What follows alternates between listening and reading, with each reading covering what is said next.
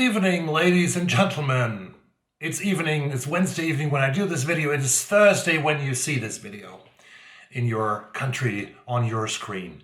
This is me, Rainer from Rainier Books, and today I'm going to give you my prediction for the long list of the Women's Prize for Fiction of 2021. I'm so excited to share this with you. Let's get started, folks.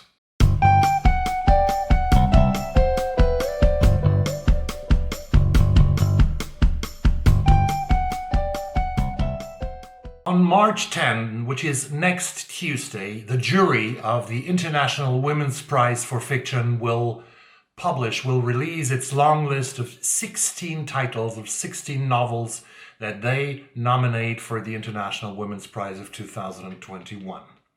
Let's talk a little bit about the Women's Prize. It started all in 1996. That was the first edition of the prize. Actually, it was not 1991 when it all started. It was 1996 when it all started. It was, as I said now, 1991, because at that time, at that year of 1991, in that year, all the 6 Booker Prize shortlisted authors were men. And that enraged a couple of men and even more women, of course, and they decided to do something about it. And these people were publishers, they were agents, they were authors, they were journalists, they were booksellers, they were librarians, and they sort of they founded the International Women's Prize, which started 5 years later in 1996.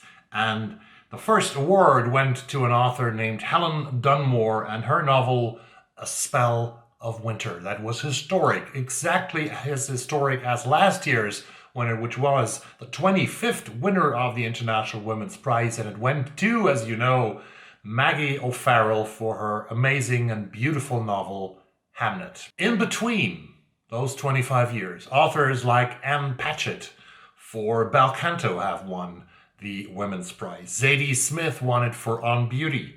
Chimamanda Ngozi Adichie for Half of a Yellow Sun. Marilyn Robinson for Home.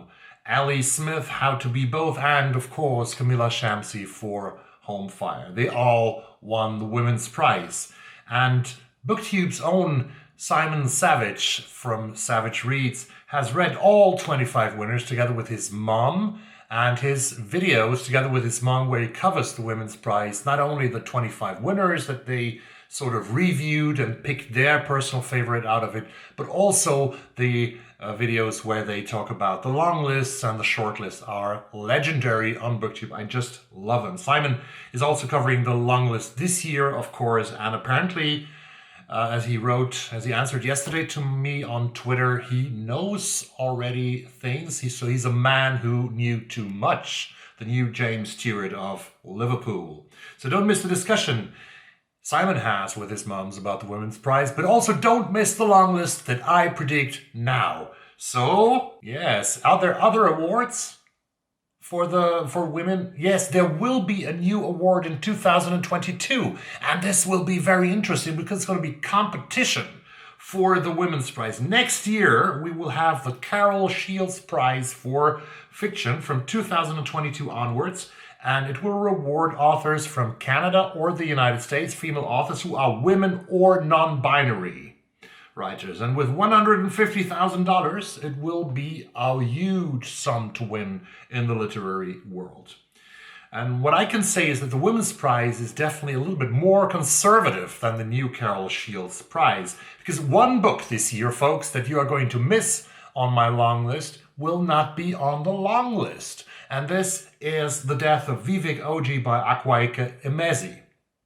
Because Akwaeke Emezi has said that they did not want to submit any more books to the Women's Prize for Fiction because the prize asked them for information on their sex as defined by law. Akwaeke Emezi is, as you might know, a non-binary transgender author. To win the 2021 Women's Prize for Fiction, your book must have been published between April 1 of 2020 and March 31 of 2021. The jury this year is led by no one else but the wonderful Booker Prize winner, the great Bernardine Evaristo, the author of the Booker Prize winning novel Girl, Woman, other of two. So let's dive into writers' predictions for the 2021 Women's Prize for Fiction. They come to you in alphabetical order, with starting number 1. And this is a book called His Only Wife, published by One World on March 31st of 2021, which will be the last day a book can be published to be submitted to the Women's Prize. So this will be published in 3 weeks. And this is by Peace Adzo Medie, His Only Wife. This is a debut novel. Peace Adzo Medie is a Liberian author. She was educated in Ghana with a PhD from the University of Pittsburgh in Pennsylvania. She works as a lecturer for gender and international studies in Bristol in the United Kingdom. His Only Wife is a novel about a young seamstress in rural Ghana. Her name is Afi, and she has to marry a man that her mom has picked for her. Her husband is a wealthy businessman in the big capital Accra, and the guy's mother has agreed to the marriage with Afi, who she hopes will bring her son Alakam back on the path of righteousness and of a moral good life. So, as the blurb says, this is about women, quote, living in a world of men who want their wives to be beautiful, to be good cooks and mothers, to be women who respect their husbands and grant them forbearance. This is number 1 on my list. The number 2, we stay with the letter A. Susan Albuhawa, Against the Loveless World, published by Bloomsbury Circus on July the 23rd of 2020. Susan Albuhawa is a 50-year-old Palestinian-American writer. And Against the Loveless World is her third novel. The second one, The Blue Between Sky and Water, was a huge success and has been translated into 19 languages. She has also published 3 collections of amazing poetry, and she lives in the United States of America. Susan is the founder of Playgrounds for Palestine, which is an NGO that builds, playgrounds in Palestine and in refugee camps. Against the Loveless World is about Nar, a woman who sits in confinement. Through her life, she has been living in several places in the Middle East. She was born in Kuwait to Palestinian refugees. She has encountered poverty. She had to prostitute herself to be able to live. And she becomes a refugee again when the United States invade Iraq. A book full of subversive humor and moral ambiguity. Against the Loveless World. The next book is probably one of the big favorites for the Women's Prize. This is The Vanishing Half by Brit Bennett from the United States, published by Dialogue Books in the UK on June the 11th in 2020. Brit is, she made an MFA. She studied to an MFA at the University of Michigan. This novel is about Stella and Desiree Vignes, twin sisters from a little town called Millard in Louisiana. In Millard, the population is primarily black, but black people with very light skin. And the people of Millard are very, very proud of having such a light skin. So Stella and Desiree are born there. Desiree has very dark skin and Stella has very light skin. And when they are 16 years old, they move away from Millard. They go to the great capital of New Orleans. And then after 2 or 3 years, the two sisters separate. And Desiree comes back to her hometown, comes back to Millard with her daughter, and she doesn't know what has happened to Stella. There are several rumors, and then the children of Stella and Desiree finally bring those twin sisters, at least for a short time, together again. This is a marvelous novel about family, about belonging, about racial discriminations, and about the desire of a black woman to be white in order to be able to live a better life. Number 4, this is, I think, only on my list probably. This is Abigail Dean, Girl A, published by HarperCollins on January the 21st this year. I own this book, and it's actually lying beneath the tripod. Abigail Dean worked as a bookseller at Waterstones in the United Kingdom. She is originally from Manchester and she lives in South London today. She already writes currently on her second novel. Girl A is a debut about a young woman who grew up with her 6 siblings in a house of horror, which apparently a whole nation has gotten to know through reports in the media. When her mother dies, she has to face her childhood and all the horrors in order to be able to move into the future. Girl A by Abigail Dean sounds like a very interesting book. Number 5 is a book that I already read. I listened to it mostly on as an audiobook. This is by Avni Doshi, Burnt Sugar, published by Hamish Hamilton on July the 30th. Burnt Sugar was also called Girl in White Cotton in India. Avni Doshi is 39 years old. She has graduated from University College London. She lives in the United States, and Burnt Sugar is her first novel. Avni grew up in the US, but she also has spent a lot of time in Pune in India as a child and as a young adult. And it is in this city that Burnt Sugar is situated and is set. The story of a mother-daughter relationship where the mother never really cared about her daughter, but where now the daughter is asked to take care of her mother who suffers from dementia. A book that is so incredibly good and cruel, and every word and every sentence and every paragraph and every page of this 200-page novel is crafted with the talent of an amazing writer, Avni Doshi. I love this book, and I read it together with Karen Evans at Karen Evans. Yeah. Number 6 of my nominees, we go to Ghana. And here we come with Ghyasi and her novel Transcendent Kingdom, which was published by Viking on March the 4th, which is actually tomorrow, Thursday, when this video is published. So you can get it freshly. Go run to the next bookstore in England and buy it. In Scotland, in Wales, and in Northern Ireland. Ya is only 32 years old, and Transcendent Kingdom is her second novel after Homegoing from 2016, which was already a huge success, and many of you who have read it have raved about it. She has been named to the group of 5 under 35, and that's, the jewels of American literature are always nominated every year from the National Book Award Foundation to this group, 5 under 35, and Ghyasi is one of them, has been one of them. So she's a super talented author, and she also has studied, her MFA comes from the Iowa Writers Workshop, which is must be an amazing workshop because I read so many authors who have studied there. Transcendent Kingdom is a novel about 28-year-old Gifty. She's a PhD candidate in neuroscience at the famous Stanford University in California. It's actually where Ghyasi also has studied for a while. Her mother suffers from deep depression. Her father has abandoned the family, returned to Ghana, and her brother suffers from a heroin addiction. Sounds like a very, very sad story, very moving story, but also a very poetic story about the fate of a Ghanaian family in the United States. And I really think this is very interesting. Is the 7th book that I have on my Longlist prediction video, here and on my long list.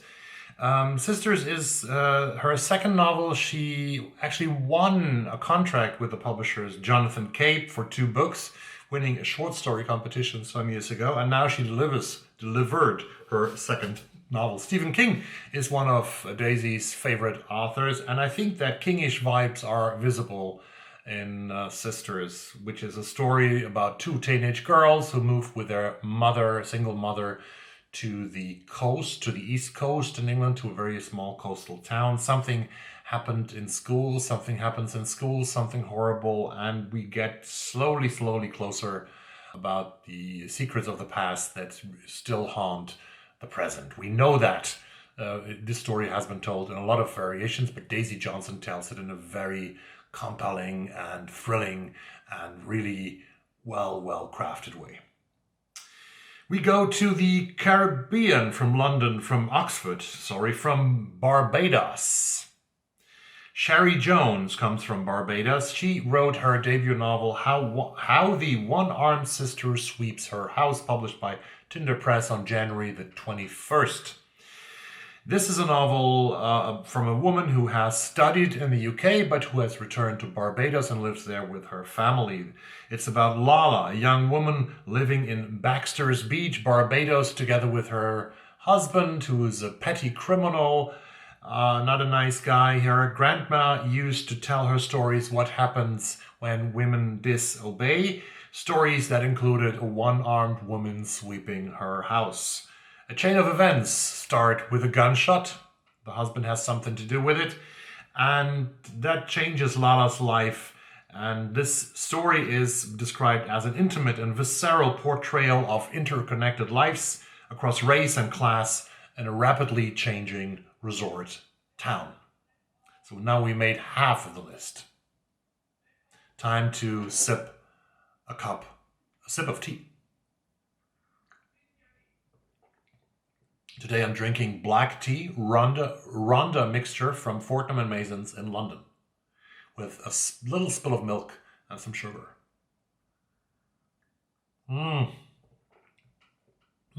Amazing. Sorry. Raven Leilani, number 9, with Luster, published by Picador on January the 21st. Also, Raven Leilani's book has been talked about so much. It was on so many best-of lists of 2020. It's a very much talked about book, and Raven is also a debut author. She's 30 years old, grew up in the Bronx. She studied and finished with an MFA from New York University, studying creative writing with teachers such as Zadie Smith. Imagine that. Luster is about Edie, a black young woman working in publishing. She has a relationship with a white guy. His name is Eric. And this man's wife, Rebecca, comes to know of the relationship, and she doesn't care because they live in such an open, beautiful marriage, And she invites Edie to come to their house to live with the family, and a story starts that is exciting, surprising, sometimes sad, at times awkward, and even shocking. Even the next novel is pretty much well known, I think, from last year, has been named very often.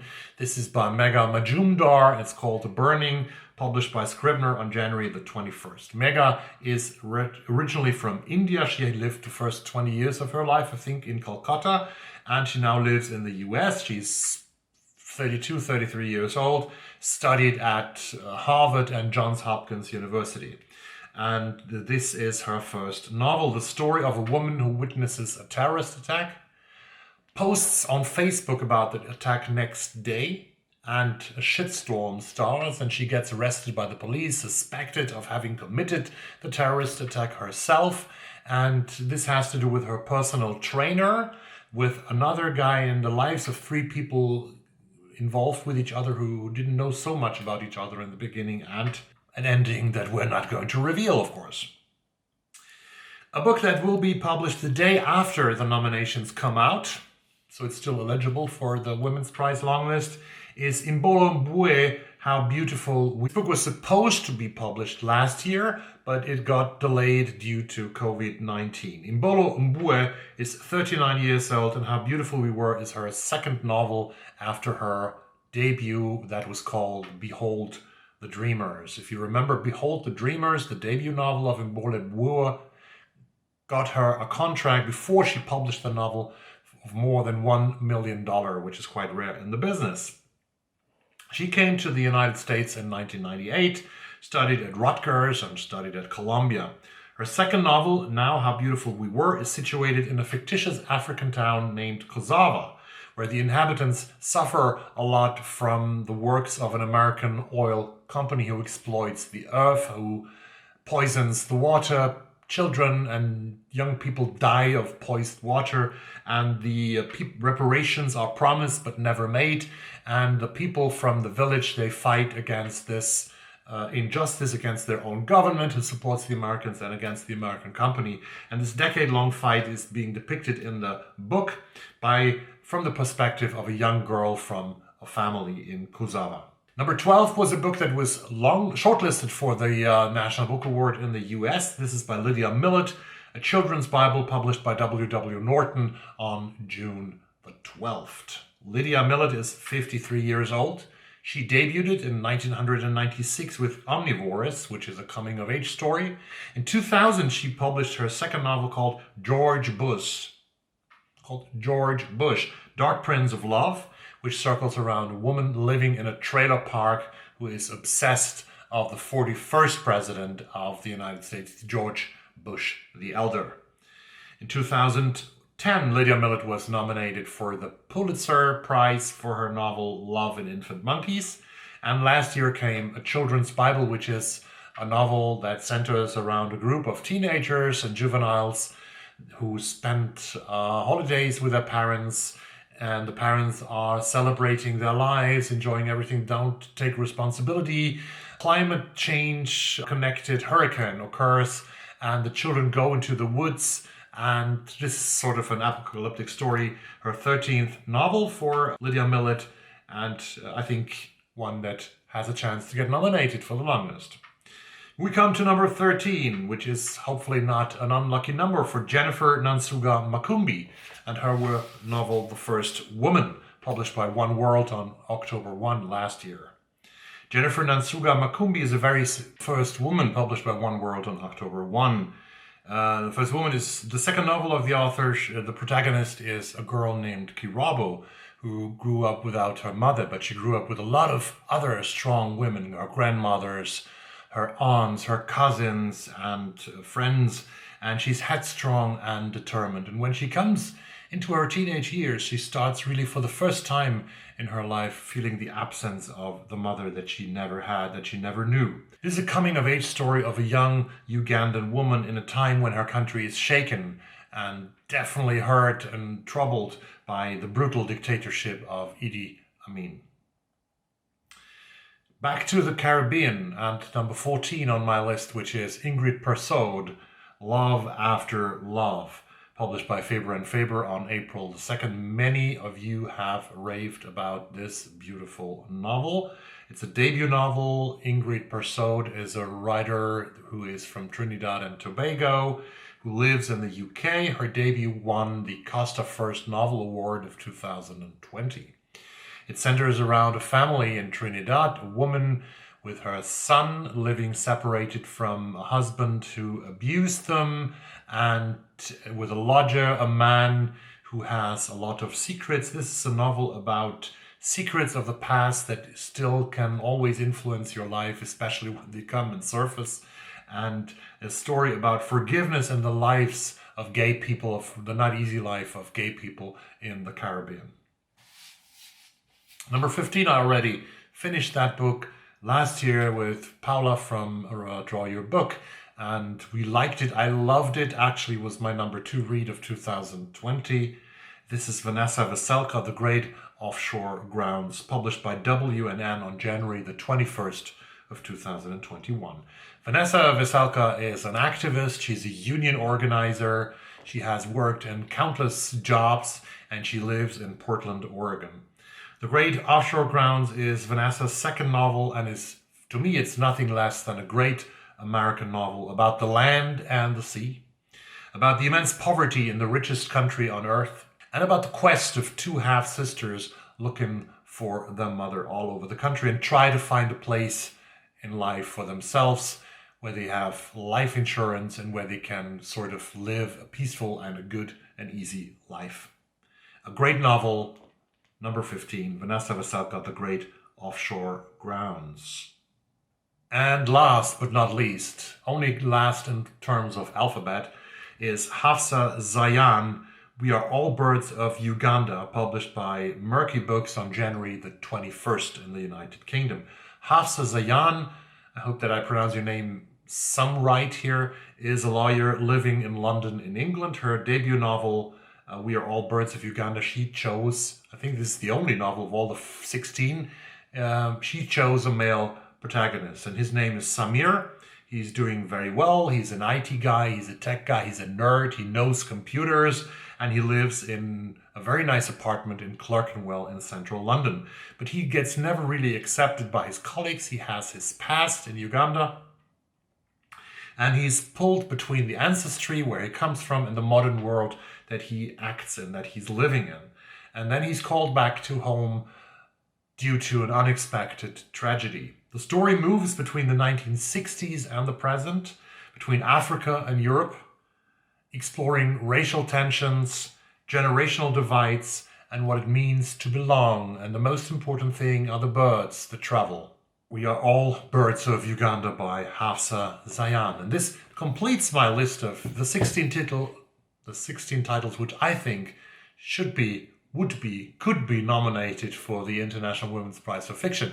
Of course, there are so many other titles out there. I had like 25 or 26 on my first list and I had to cool them down to 16. And probably there are some titles between the long list titles that will be published next Thursday that nobody, no Simon Savage, no Eric Carl Anderson, and no Rainer have thought about to be on the long list. I hope that you enjoyed this list. This is a list of beautiful books. Some of them I've read, some of them that I haven't read. And let me know your predictions for the International Women's Prize of 2021, which novels will be on the long list. And when the long list comes next Thursday, we're going to discuss this, of course, and we're going to pick some books to read over the spring of 2021. Thank you very much for watching this video. I come back to you on Sunday with another wrap-up for the latest, maybe also a little bit shorter, a little bit earlier with the review of Cast by Isabel Wilkerson that I finished. This is such an important book, it deserves a single review. So stay tuned to the channel, wash your hands, wear a mask, and stay safe. The third wave is now coming over Sweden like a tsunami. It has started, 100% rise in Stockholm. Be safe. See you soon. Bye-bye.